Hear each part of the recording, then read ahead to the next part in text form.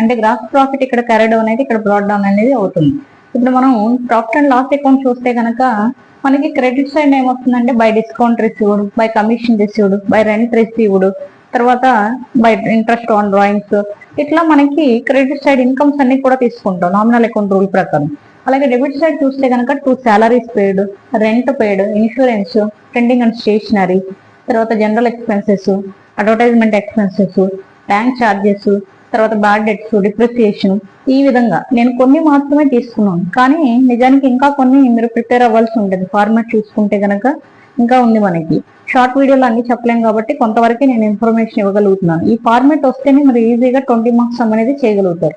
ఈ విధంగా ఎక్స్పెండిచర్ అంతా డెబిట్ సైడ్ రాయాలి, ఇన్కమ్స్ అన్ని క్రెడిట్ సైడ్ రాయాలి. రాసి టోటల్ చేసుకుంటే ఎటువైపు ఎక్కువ ఉందో చూసి క్రెడిట్ ఎక్కువ ఉంటే కనుక డెబిట్ సైడ్ వచ్చి 2 నెట్ ప్రాఫిట్ అని రాసుకోవాలి.